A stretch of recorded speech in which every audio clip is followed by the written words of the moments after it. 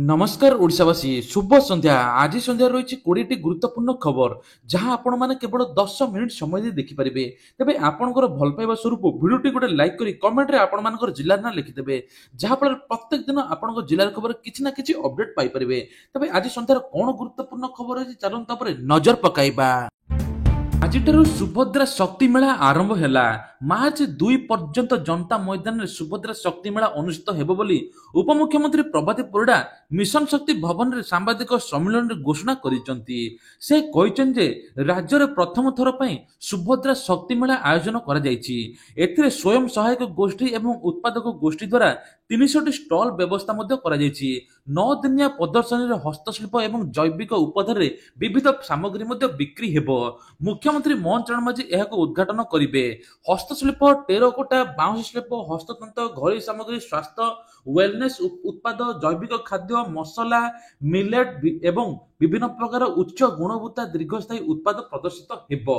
सुभद्रा शक्ति मेला ग्रामीण महिला को उद्योगपति बनैया पई एवं लक्षपति दीदी बनैया पई सुजोग देउची। मार्च 2 तारिख जाए 9 दिन धरि चलिबो एही प्रदर्शनी।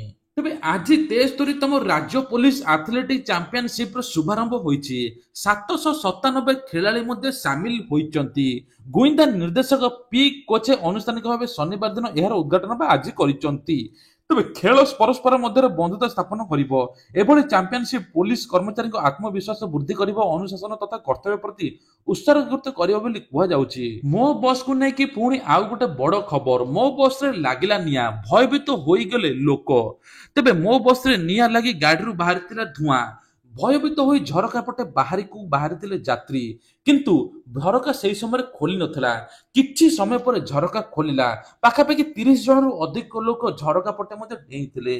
तबे बस भितर थिबा यात्री मान चित्कार करुथबा बेले किछि यात्री झरका को डेई पळाई जाय। अन्य पक्षरे गाड़ीर कंडक्टर कहिचन जे बस गुड़िक डिपोरे रहिला बेले मरामती कार्य होउ नथिबारु एभली दुर्घटना घटछि।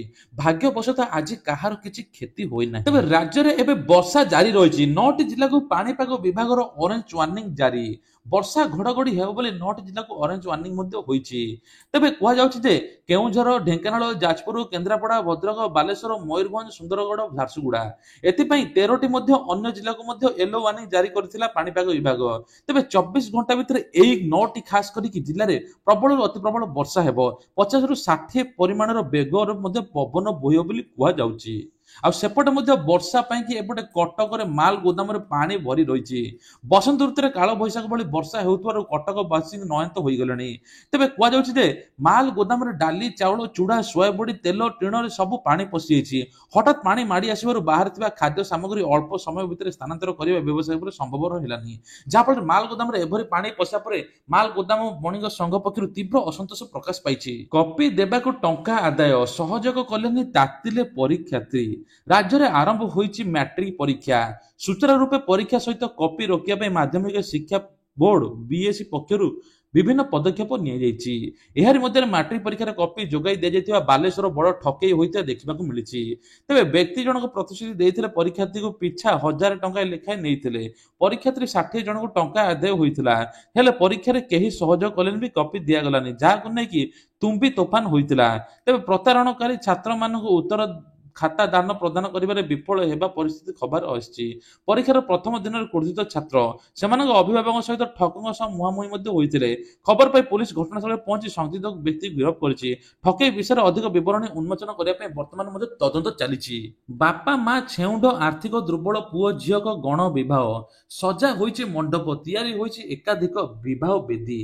शुभा जाउछि मंत्र पाठ आ एही हेउछि विवाह उत्सव जेउथरे आयोजित होइछि गण विवाह।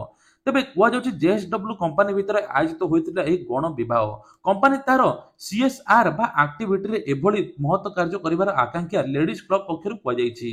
संबलपुर रे जेएसडब्ल्यू थिबा आकांक्षा लेडीज क्लब रे एहा होइछि अभिनव प्रयास। कंपनी रो आखपाख अंचल रहितबा ग्राम गुड़िकर विवाह योग्य पुओ झियो को खोजा होइतिला, जेउ माने आर्थिक अनटन जोगु पुओ झियो विवाह करि पारनथिले, किंतु एही विवाह करिछि क्लब रे करा जाइछि। पुणी विवाह पर दांड सुंदर पई समस्त घर करଣା सामग्री मध्ये दिया जाइछि।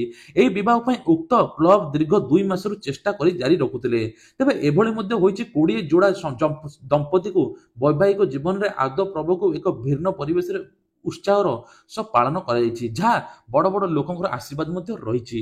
ଏଭଳି ରୀତିନୀତି ପରମ୍ପରା କରିଛି ଜେଏସଡବ୍ଲ୍ୟୁ ତରଫରୁ କ୍ଲବରେ। ତେବେ ବିବାହ କରିଥିବା ଦମ୍ପତି ଏଭଳି ଆର୍ଥିକ ଦୁଃଖ ସ୍ଥିତିରେ ରହିଥିବାରୁ ଏ ନେଇକି ମଧ୍ୟ ସମସ୍ତ ବିବାହର ବ୍ୟୟ ଭାର ପ୍ରଦାନ କରିଛି ବୋଲି କୁହାଯାଉଛି। ସମାଜର ଆର୍ଥିମାନରୁ ଫେରିଲେ 4 ଜଣ ଓଡ଼ିଆ ଶ୍ରମିକ। ଫସି ରହିଥିବା ଗଞ୍ଜାମ ଅଞ୍ଚଳର 4 ଜଣ ଓଡ଼ିଆ ଶ୍ରମିକ ନିରାପଦ ଭାବେ ଓଡ଼ିଶା ଫେରି ଆସିଛନ୍ତି। ସେମାନେ ଗତକାଲି ଭୋର 4ଟା ଏୟାର ଇଣ୍ଡିଆ ଏକ୍ସପ୍ରେସ ଫ୍ଲାଇଟ୍ ଯୋଗେ ମସ୍କଟରୁ ମୁମ୍ବାଇ ଆସିଥିଲେ। ଆଜି ମୁମ୍ବାଇରୁ ଭୁବନେଶ୍ୱର ପହଞ୍ଚି ଟ୍ରେନ୍ ଯୋଗେ ପହଞ୍ଚିଥିଲେ।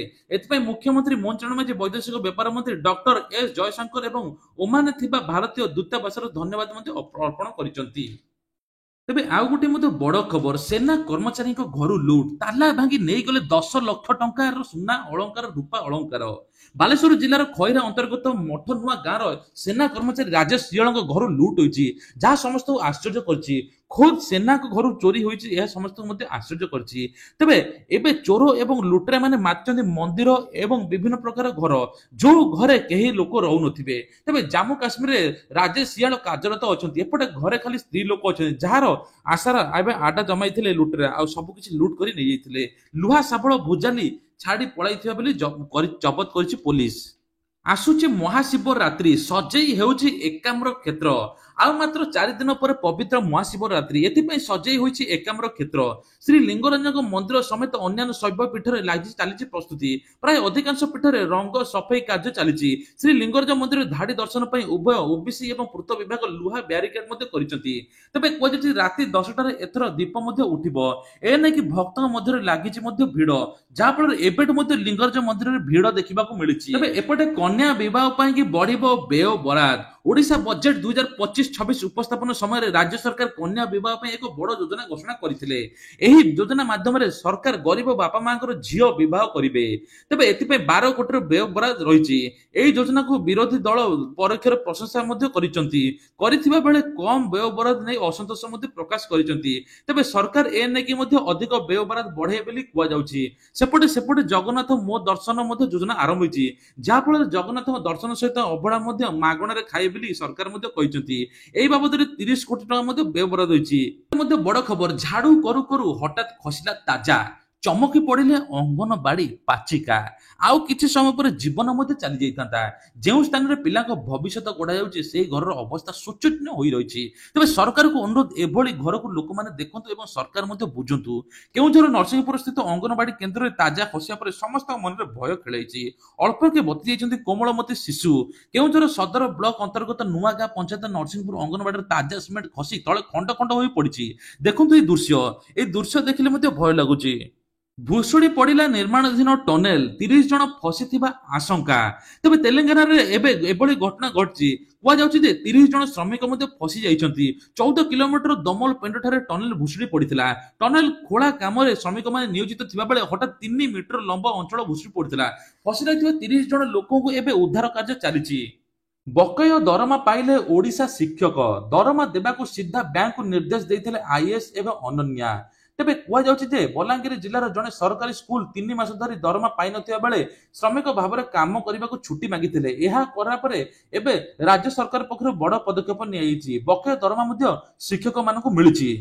ଆଇନ ମନ୍ତ୍ରୀଙ୍କର ବଡ଼ ବୟାନ, କିଟ୍ ପ୍ରତିଷ୍ଠାତା ଅଚ୍ୟୁତ ସାମନ୍ତ ଦ୍ୱାରା ଝରକାରୀ ଜମି ଏବଂ ଜଙ୍ଗଲ ଜମି ଜବରଦଖଲ ପ୍ରସଙ୍ଗରେ ଆଜି ମୁହଁ ଖୋଲିଛନ୍ତି ଆଇନ ମନ୍ତ୍ରୀ ପୃଥ୍ୱୀରାଜ ହରିଚନ୍ଦନ। କିଟ୍ର ଜମି ଜବରଦଖଲ ଉଚ୍ଛେଦ ପାଇଁ ସ୍ପେଶାଲ ଡ୍ରାଇଭ କରାଯିବ ବୋଲି ଆଇନ ମନ୍ତ୍ରୀ କହିଛନ୍ତି। ଖୁବ୍ ଶୀଘ୍ର ସମ୍ପୃକ୍ତ ବିଭାଗକୁ ପଦକ୍ଷେପ ନେବ ବୋଲି କୁହାଯାଇଛି। ଯେଉଁଠି ଜବରଦଖଲ ହୋଇଛି, ଜବରଦଖଲ ମୁକ୍ତ କରିବାକୁ ରାଜସ୍ୱ ବିଭାଗ ଏନେଇ ବିଭାଗ ପକ୍ଷରୁ ସ୍ପେଶାଲ ଡ୍ରାଇଭ ଯୋଜନା ଆରମ୍ଭ କରିବ।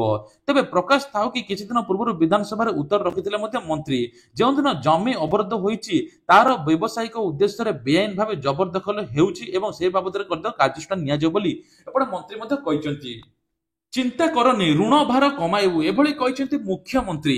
2025-26 ପାଇଁ ଉପସ୍ଥିତ ହୋଇଥିବା ବଜେଟ୍ ଆଲୋଚନା ବେଳେ ବିରୋଧୀ ଦଳର ବିଧାୟକମାନେ ରାଜ୍ୟ ସରକାରକୁ ଋଣଗ୍ରସ୍ତ ବୋଲି ଉପସ୍ଥାପିତ କରିବା ସହିତ ଆଗାମୀ ଦିନରେ ବିଜେପି ସରକାର ଓଡ଼ିଶାକୁ ଋଣ ଭାର ବୁଡାଇ ଦେବ ବୋଲି କହିଛନ୍ତି। କିନ୍ତୁ ଏପଟେ ମୁଖ୍ୟମନ୍ତ୍ରୀ ମୋହନ ଚରଣ ମାଝୀ କହିଛନ୍ତି ଯେ ଚିନ୍ତା କରନି, ଓଡ଼ିଶା ଋଣ ମୁକ୍ତ ହେବ, ଆଉ ମା ମାନେ ଲକ୍ଷପତି ଦିଦି ହେବେ ଏବଂ ବେରୋଜଗାରରୁ ରୋଜଗାର ମିଳିବ, ସବୁ ପ୍ରକାର ହେବ, ବିକଶିତ ଗାଁ ବିକଶିତ ଓଡ଼ିଶା ମଧ୍ୟ ହେବ ବୋଲି ମୁଖ୍ୟମନ୍ତ୍ରୀ କହିଛନ୍ତି। 1.5 ଲକ୍ଷ ଟପିଲାଣି ଇଭି ଗାଡି ସଂଖ୍ୟା, 1,500କୁ ଗୋଟିଏ ଚାର୍ଜିଂ ଷ୍ଟେସନ ମିଳୁଛି। ତେବେ ରାଜ୍ୟରେ ଏବେ ବୈଦ୍ୟୁତିକ ଯାନ ସଂଖ୍ୟା 1,57,081 ରେ ପହଞ୍ଚିଲାଣି। 2016 ରେ ମାତ୍ର 209ଟି ଇଭି ବିକ୍ରି ହେଉଥିବା ବେଳେ 2024 ରେ ବିକ୍ରୟ ସଂଖ୍ୟା 65,970 ପହଞ୍ଚିଥିଲା। କିନ୍ତୁ ଏବେ ଇଭି କୁ ଦେଖିକି ଲୋକମାନେ 1.5 ଲକ୍ଷରୁ ଅଧିକ ଇଭି ବିକ୍ରି ହେଲାଣି। ତେବେ 1,500 ଇଭି ପାଇଁ ମାତ୍ର ଗୋଟିଏ ଚାର୍ଜିଂ ଷ୍ଟେସନ ଖୋଲା ଯାଇଛି। ଖୋଦ୍ ରାଜ୍ୟ ସରକାର ତଥ୍ୟରୁ ଇଭିର ଦୁର୍ବଳ ଭିତ୍ତିଭୂମି ପଦାକୁ ଆସିଛି।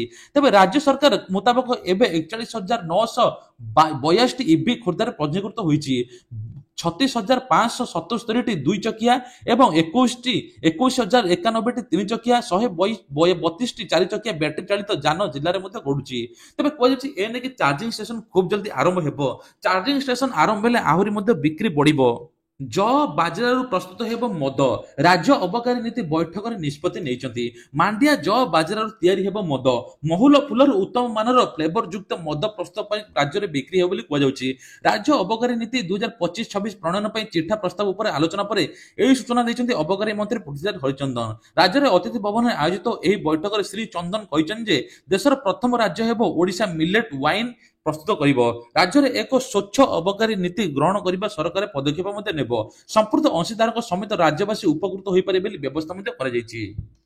ଫଟୋ ଦିଅ, ଟଙ୍କା 500 ଦିଅ, ମହାକୁମ୍ଭ ମେଳାରେ ବୁଡ଼ ପକାଇଦେବି ଡିଜିଟାଲ ବୁଡ଼। 144 ବର୍ଷରେ ମହାକୁମ୍ଭ ସ୍ନାନକୁ ଏବେ 56 କୋଟି ଲୋକ ମଧ୍ୟ ସ୍ନାନ କରିସାରିଲେଣି। ଏବେ ଲୋକଙ୍କ ଯିବା ମଧ୍ୟ ଅସମ୍ଭବ। ଏପଟେ ଗାଡି ଚାଲୁନି, ଟ୍ରେନରେ ମଧ୍ୟ ପ୍ରବଳ ଭିଡ଼, କିଛି ଲୋକଙ୍କର ମଧ୍ୟ ଏମିତି ଦୁର୍ଘଟଣା ଘଟିକି ମୃତ୍ୟୁ ହେଲାଣି। ତେବେ ଏ ନେଇକି ମଧ୍ୟ ଗୋଟେ ନୂଆ ବ୍ୟବସାୟ ମଧ୍ୟ ଆରମ୍ଭ ହୋଇଛି।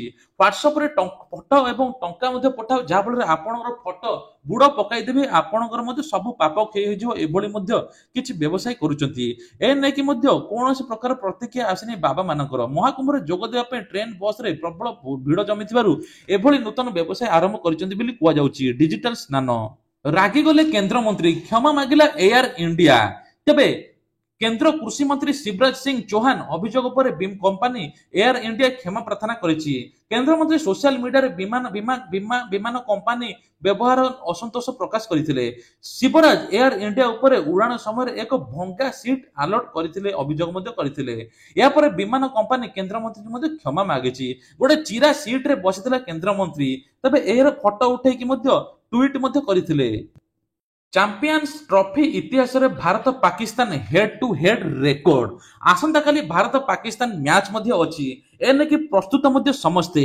ତେବେ ହାଇ ଭୋଲ୍ଟେଜ ମ୍ୟାଚ୍ ପୂର୍ବରୁ ଭାରତ ପାକିସ୍ତାନ ମଧ୍ୟରେ ଚାମ୍ପିୟନ୍ସ ଟ୍ରଫିର ହେଡ୍ ଟୁ ହେଡ୍ ମଧ୍ୟ ରେକର୍ଡ ହୋଇଥିଲା। ତେବେ କୁହାଯାଉଛି ଯେ ଭାରତ ପାକିସ୍ତାନ ଚାମ୍ପିୟନସିପ୍ ଟ୍ରଫିରେ 5 ଥର ମୁହାଁମୁହିଁ ହୋଇଛନ୍ତି। ଏହି ଅବଧି ମଧ୍ୟରେ ପାକିସ୍ତାନ 3ଟି ମ୍ୟାଚ୍ ଜିତିଛି, ଏହି ସହିତ ଭାରତ 2ଟି ମ୍ୟାଚ୍ ଜିତିଛି। ଚାମ୍ପିୟନ୍ସ ଟ୍ରଫି 2004, 9, 2013ରେ ଥରେ ଏବଂ 2 ଥର ଚାମ୍ପିୟନ୍ସ 2017 2 ଥର ଟିମ୍ ମୁହାଁମୁହିଁ ମଧ୍ୟ ହୋଇଥିଲେ। ଏବେ ମଧ୍ୟ ମୁହାଁମୁହିଁ ହେବେ ବୋଲି କୁହାଯାଉଛି, ଯାହାଫଳରେ ସବୁ ଲୋକ, ଦର୍ଶକ, ଖେଳାଳି ସବୁ ଅପେକ୍ଷା କରିଛନ୍ତି। ମହିଳାଙ୍କ ପାଇଁ ନୂଆ ଯୋଜନା ଆଣିବେ ରେଖା ସରକାର ବା ଦିଲ୍ଲୀର ମୁଖ୍ୟମନ୍ତ୍ରୀ।